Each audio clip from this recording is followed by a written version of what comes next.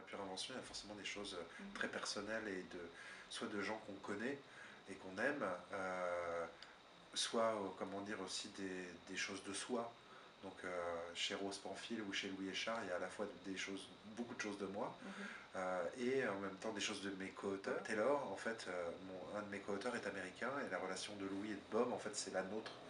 Voilà, on est potes depuis 7 ans maintenant, et on est voilà, dans cette relation. C'est pas un portrait général, c'est pas ma version, parce que d'un seul coup ça devient un peu taiseux de dire ça. C'est un moment, surtout deux personnages dans une ville et dans une compétition sportive très étrange.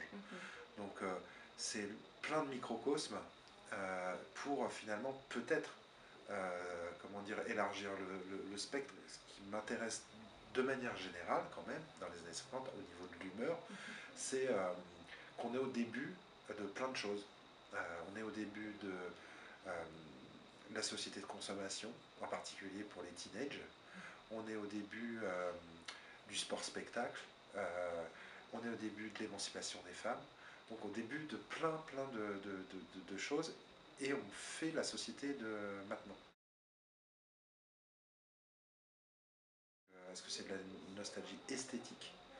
Je pense qu'elle est plutôt là, parce qu'il y a des couleurs, il y a une élégance, il y a des formes, il y a un design, il y a plein de choses qui sont comme ça, parce que en fait on est dans des décennies un peu floues à tout niveau, même artistiquement.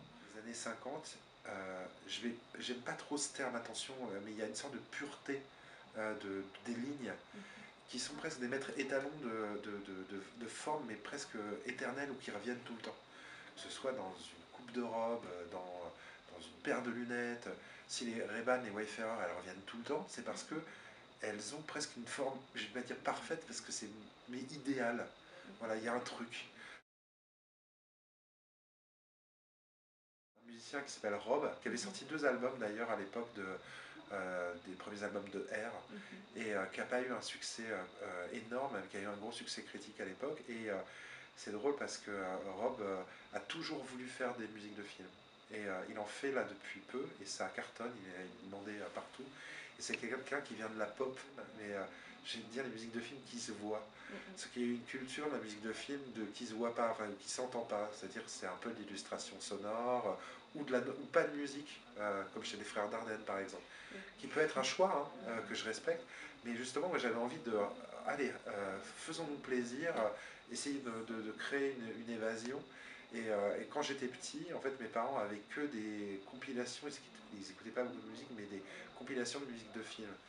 Et avant, en fait, même de voir les films, j'ai écouté ces musiques, et j'adorais ça. Et je me faisais des films, justement. Comme énormément de gens, et la vie des autres, ce cinéma-là. Donc je ne connais pas tous les films sociaux qui ont été faits récemment, aussi parce que j'étais très occupé, donc d'un seul coup j'ai vu moins de films. Euh, Par contre, je connais bien tout l'expressionnisme allemand sur le bout des doigts, euh, et Fassbinder. Et ce qui est marrant, c'est que j'aime beaucoup les cinéastes allemands qui se sont expatriés aux États-Unis. Quand il y a eu tous les événements en Allemagne, et que voilà, des cinéastes et des artistes sont partis, beaucoup de cinéastes se sont expatriés aux États-Unis, dont en fait un de mes préférés qui s'appelle Douglas Sirk.